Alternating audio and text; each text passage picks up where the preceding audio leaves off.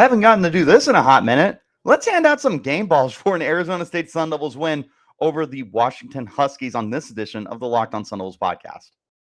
Are Locked On Sun Devils, your daily podcast on the Arizona State Sun Devils, part of the Locked On Podcast Network, your team every day.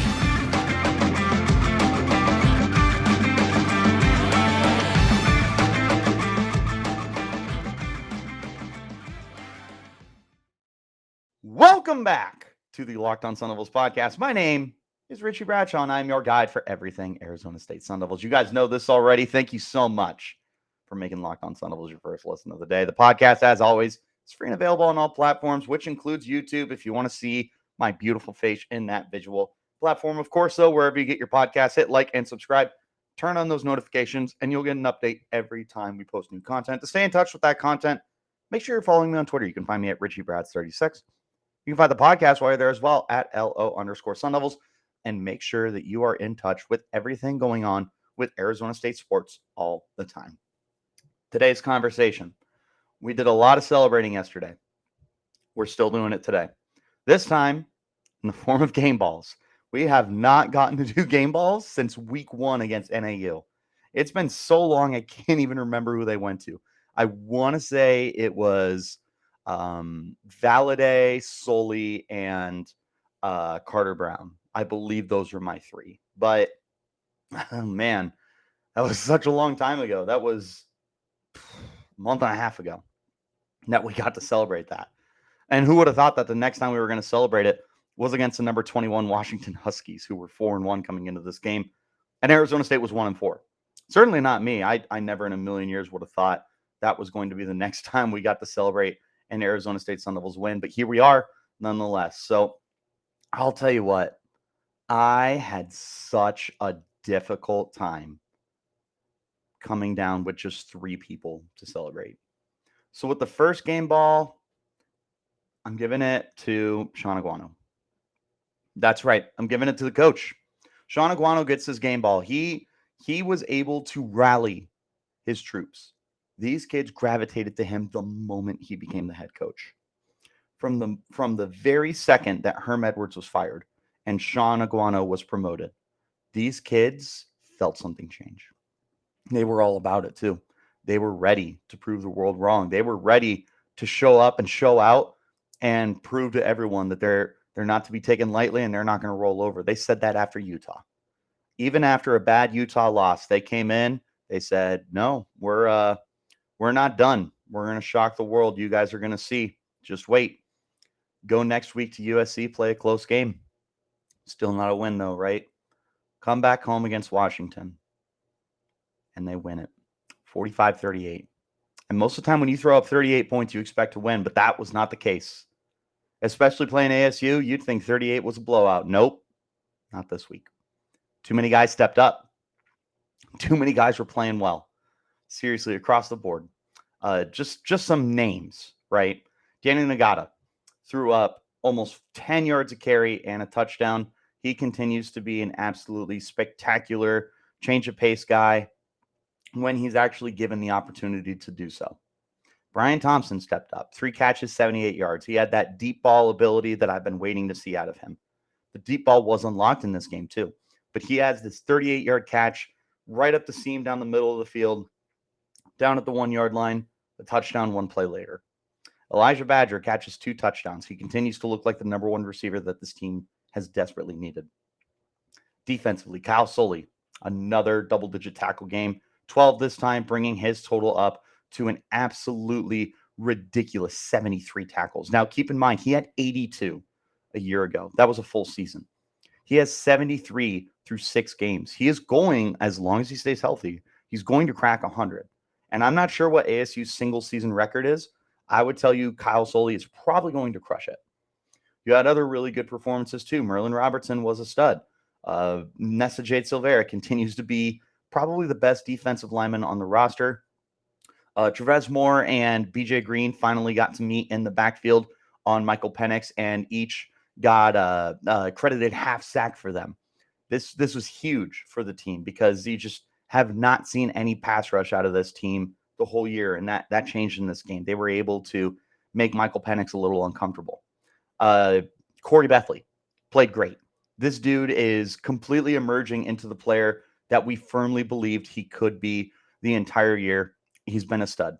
Now that the chains have been released from him and they're just letting him do his thing, he's playing great football. He had a sack last week against USC. 2 weeks ago, he had a forced fumble. This game, no different. He was all over the field. He broke up a pass. But Khoury Bethley is just a difference maker wherever he goes. I do want to mention that I nearly gave this ball to Carter Brown. However, the reason I did not is because he actually got some really cool resignation this week when he was named the Pac-12 Special Teams Player of the Week. That's so cool. And because of that, I sat there and I was like, you know what? With no offense to Carter, this just gives me an opportunity to put the spotlight on someone else. It's not that Carter was unworthy whatsoever. He was going to be my pick. But when he was announced yesterday as the Pac-12 Special Teams Player of the Week, I was like, you know what? Let's give someone else some love. Nonetheless, Carter Brown knocked all 6 of his field goal attempts through, extra point attempts through, and he kicked a field goal. Not just any field goal. He kicked a 53-yard field goal. That might as well be 60 plus for a college kicker. He has been so unbelievably good this year for Arizona State.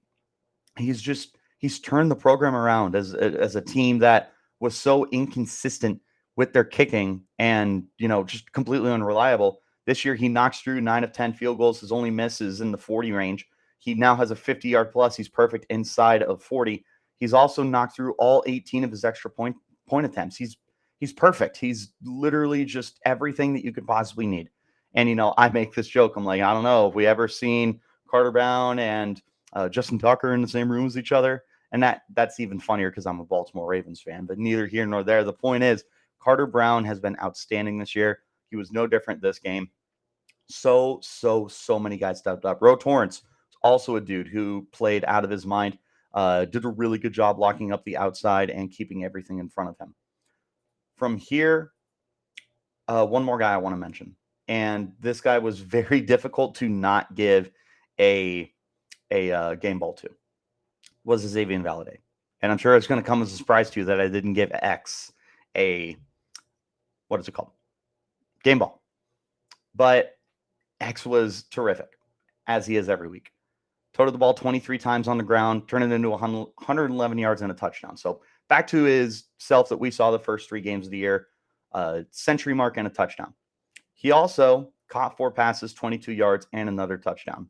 So he scored twice on the game, which is the 3rd time that he's done that this season, I believe. Yes, that is the 3rd time he's done it this season. That is back-to-back games as well with a rushing and receiving touchdown for him. X is just terrific. He has been probably the life force of this offense this year. It all goes through him. He's outstanding. He's amazing. Without him, I don't know what Arizona State would be doing right now. But what I do know is that we're going to go ahead and hop into our first break. And when we return, we're going to go ahead and pick it up where we left off, talking about our first player to get a game ball. But first, I want to talk to you guys about our friends over at Upside. From cringing at the pump to getting an eye-popping check at your favorite restaurant, inflation is hitting us where it hurts, and it really hurts. That's why I started using Upside. Upside is an incredible app for anyone who buys gas, groceries, or dines out. So, all of us. With every purchase, I'm earning cash back thanks to Upside. And man, this came at such a good time with how high gas prices have been and how big my tank is on my truck. I'm getting cash back every time I'm filling that bad boy up, and it makes me feel a little bit better every time I go to that gas station. To get started, download the free Upside app. My promo code LOCKED will get you $5 or more cash back on your first purchase of $10 or more. Next, claim an offer for whatever you're buying on Upside. Check in at the business, pay as usual with a credit or debit card, and get paid. In comparison to credit card rewards or loyalty programs, you can earn 3 times more cash back with Upside. Upside users are earning more than $1 million every week. That's probably why they have a 4.8 star rating on the App Store. So download the free Upside app and use promo code LOCKED to get $5 or more cash back on your first purchase of $10 or more. That's $5 or more cash back on your first purchase of $10 or more using the promo code LOCKED when you use the free Get Upside app. Check it out right now. And also, check out this podcast wherever you get those podcasts. It's free and available on all platforms. Back into our discussion. It's time to hand out our first game ball to a player. Our very first game ball went to Shaun Aguano, who rallied the troops, got so many countless players that I just named to play their best football of the year. They're not doing that without Aguano. I truly, firmly believe that. The next guy I want to highlight, we're going to the defensive side of the ball, and it's Jordan Clark. Jordan Clark remains one of the best defensive backs on the Arizona Sun Devils roster. I still believe him to be one of the better nickel backs in the entire conference. I think he's just so criminally underrated, and he's such an important part of what Arizona likes to do, especially because they've been playing him at safety a lot too. So, I mean, they have just turned him into this great defensive back and placing him all along the secondary and just allowing him to do his thing. This week against Washington, he made 9 tackles, all of them solo, for what it's worth, which is kind of rare in college. You definitely see a lot of guys who get a lot of assisted tackles. Like, an example, Kyle Soelle, 73 tackles, 40 of them are assisted. Merlin Robertson has 43 tackles, 31 of them are assisted. So it's rare to see guys who have more solo tackles than individual tackles. But Jordan Clark had 9 solo tackles this past week. But that's not the story. That's not what we're here to talk about. No. We're here to talk about the unbelievable play that Jordan Clark did that ultimately won Arizona State the game in the long run. Arizona State wins this game by a touchdown, 45-38. In the game, second quarter, Michael Penix on Washington's side of the field. They're trying to get a drive started. Goes to throw this pass. Now, keep in mind, Michael Penix is one of the best quarterbacks in the Pac-12. This dude plays nearly mistake-free football. He did not have an interception coming into this season up until, or excuse me, he had 3 interceptions this year, but he had 16 touchdown passes. And he's just been absolutely outstanding. He was completing over 65% of his passes. But he comes into this game, he's just playing out of his mind. He's so good. Legitimately had like a little bit of a Heisman campaign building. That's gone, but he was building one. He steps back, he goes to throw this ball. Keep in mind, he put this thing on a line. There was a lot of heat on this ball. And it hits his offensive lineman in the back of the helmet. It hit him so hard, I'm surprised his helmet didn't fly off. But what happens? This ball flying up in the air. He hits it anywhere else. Maybe it flies back to Penix. Maybe it flies over Penix's head. Maybe it falls into the ground. He hit it just perfectly that this ball flutters through the air. If you're watching the game, it looked like a punt. That ball was floating. Time stood still for the players, for the coaches, for the fans, and the media booth. All of us were sitting there, eyes wide, waiting to see what happened. And what do we see? We see this defensive back for Arizona State wearing number 1, running faster than he's ever run in his entire life. Get underneath this ball, cup it. See you later. 38-yard pick 6. Arizona State wins this game by a touchdown. If that pick 6 doesn't happen, in a best case scenario for Arizona State, the game is tied and goes to overtime at 38. In a worst case, maybe Washington went down and scored. This is a completely different game. This was a game-defining moment. And Jordan Clark could not have stepped up at a bigger time in his entire life. To this point in his young football career, that is the biggest play that he has ever made. Bigger than what he did in youth or high school. He did this at the collegiate level. He did this against a ranked opponent. He did this when his team was so low on everybody's radar that nobody cared. And Jordan Clark said, you know what? I don't care what anyone thinks. I'm going to take this ball. I'm going to take it to the house. And I'm going to be one of the defining players of this game. And guess what, Mr. Clark? You were, in fact, one of the defining players of the game. So much so that as we go into our final break, I want to take a little bit more time and talk about how amazing this play was, thanks to our partners over at Nissan.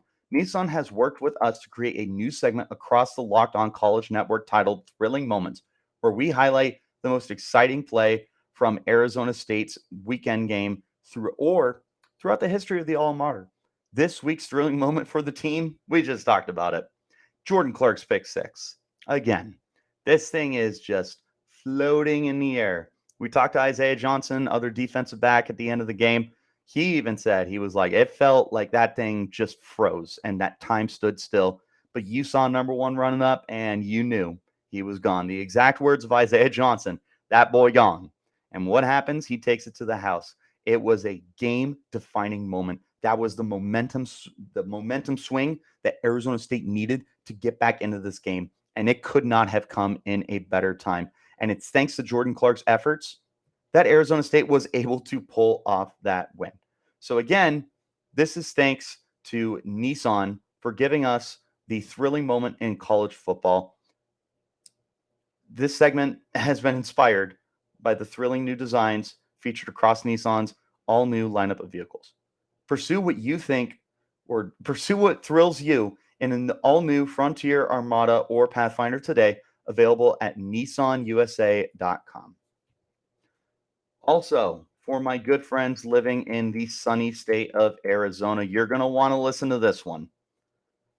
You live in this sunny state. It's very, very likely that you've had a few people stop by and offer you free solar. Put that in quotation marks, guys. The truth is that many of these companies aren't local, and because of that, they're using misleading tactics and end up overcharging homeowners. So if you've considered going solar but something fell off, then you're going to love My Solar Nerd. My Solar Nerd's mission is simple: help you get the best solar system to fit your needs. The guys at MySolarNerd.com are local and understand the nuances of going solar in Arizona. They've been doing this for a while and understand that an educated customer is a happy customer. Their no-pressure approach will make sure all your questions get answered. They firmly believe that if you live in AZ, switching to solar should mean saving money. Once you're ready, they'll put their industry knowledge to the work for you by choosing the best equipment, warranties, and BBB accredited installer. They'll also help you figure out all the credits and incentives you may qualify for, and they'll make sure that your transaction to solar is as smooth as possible by managing the entire project for you and keeping you updated along the way. Right now, our listeners are getting a $50 Amazon gift card when they book a no-commitment evaluation. This promotion is only for our listeners that are homeowners. Visit mysolarnerd.com and select Locked On in their How Did You Hear About Us section. Make the switch to solar on your terms. Start your research process by visiting mysolarnerd.com today and show Locked On some love by letting them know we sent you. Folks, going solar doesn't need to be complicated. mysolarnerd.com makes it easy. Guys, this has been just the craziest week that I can remember when it comes to Arizona State football. It's been a minute since we have had a game like this. So if you want to stay in touch with everything else that's going on in the Pac-12, you need to make sure that you are checking out the Locked On Pac-12 podcast hosted by my good friend Spencer McLaughlin. Get all of your Pac-12 news in 30 minutes or less and stay in touch with everything going on in the Conference of Champions. There's actually an episode dropping either today or tomorrow where me and Spencer sat down and talked about this game in detail. So make sure you go and check it out. Get all the ASU content you want, but also stay in touch with the other 11 teams in this conference, whether you love them, hate them, or respect them. Make it your second listen of the day right after Locked On Sun Devils. Guys, you know who's getting this last game ball. It's not a secret. All right? We all know there's no reason to try and hide it, and the kid deserves it. Saying he deserves it is an understatement. If you did not watch this game, let me paint a picture for you. Arizona State comes in. This is one of the most important games of the year for Arizona State. It's a home game against a ranked team. You're trying to prove something. This ranked team is coming off a loss. They just showed they're vulnerable. They showed some colors that they hadn't showed to other teams this year. And you sat there and you were like, if we exploit these, we can pull this upside off. You go into this game, Emery Jones, who has not been playing great football, but he has been playing football this year. He's better than the stats indicate, but definitely had a long ways to go. Comes into this game, he starts off okay, goes down. Head injury. Out, waltzes out. Backup quarterback Trenton Bourguet. Bourguet has been with the program for 4 years now. This is his 4th year. He's a redshirt junior. 12 career pass attempts before this game. Attempts. 12. 12 pass attempts coming into this game. What are the odds that Bourguet is going to be able to orchestrate some kind of upset? Apparently, pretty good. Because Bourguet comes in, he completes 15 of 21 passes, over 71%. He throws 182 yards. Pretty solid yards per attempt. He throws 3 touchdowns. He does have 1 interception, which he airmailed. However, that is such a small blemish on what was otherwise a brilliant day for Trenton Bourguet. For him to come off the bench, for him to step into a game where Arizona State was down at this point. They were losing. And to embrace this challenge and say, we're not done. This game's not over. Just because our starting quarterback's down? No, this game's not over. I'm Trenton Bourguet. Y'all forgot that I dominated football in Tucson. Y'all are about to learn. That's what Bourguet said, and guess what? They learned. They learned hard just how good of a football player Trenton Bourguet can be. He taught us all a lesson. Those 3 touchdown passes were so critical to ASU. To put it in perspective, Arizona State had 4 touchdown passes the entire year coming into this game. Emery Jones had 4 touchdown passes in the 6 games he played, which does include Washington. Bourguet came in and threw 3, not even in a full game. And man, did he exploit a not so great Washington secondary, which is not what we're used to seeing out of Washington. But he did. He gets Brian Thompson down the seam, a deep ball pass that we have not seen this year. Giovanni Sanders continues to be a terrific option in the passing game. Elijah Badger continues to be a number 1 receiver for the team. He gets Valladay involved in the passing game. Charles Hall catches a 17-yard pass. Daniyel Ngata catches a 14-yard pass. Jalen Conyers catches a 14-yard pass. Daniyel Ngata catches a pass as well. He got everyone involved. He was doing such a good job orchestrating this offense, considering he was on the bench. Considering earlier in the year he had surgery that kept him from getting first-team snaps consistently. He was battling it out with Paul Tyson transferring from Alabama in spring practice. Emery Jones transfers a few months later. It's all but a done deal that he's the starter. Bam, long behold, he's the starter. Bourguet stood his ground. He could have transferred. Could have very easily transferred, and no one would have blamed him. But he didn't. He sat and he waited. And his moment came and he shined. And I'll tell you what, we're going to have a conversation about Bourguet moving forward. But until we get to that point, we're going to celebrate the heck out of an absolutely outstanding performance that Bourguet put together. Because Trenton Bourguet doesn't come into this game. Arizona State does not win this game. Everyone rallied with Trenton. He built this team up. He said, we're not done. We're not done. We're not rolling over. He really said, in the famous words of Animal House, was it over when the Germans bombed Pearl Harbor? No. He came to play. He put his big boy pants on that day. He said, bring it on. Just like Captain America. He said, I can do this all day. And he did. And he battled it out. And Arizona State gets one of the biggest wins in the program's last 5 years. This was so crucial. It was just special to see what Bourguet did. It reminded me of Mike Bercovici against USC all those years ago with the Hail Mary. That's what this game felt like. Bourguet to come into the situation he was in and perform the way that he did. Absurd. 1 in a million chance that's ever going to happen again. But it doesn't matter because it did. So Trent, here is a game ball for you. And not just any game ball, but the game ball. And one that I hope you remember for the rest of your life. Not the Locked On Sun Devils game ball. No. I want you to remember this game for the rest of your life because gosh dang it, what an amazing game. You have forever become beloved by Arizona State Sun Devils. I don't know if this is lore, but this is a game we're going to talk about for a long time.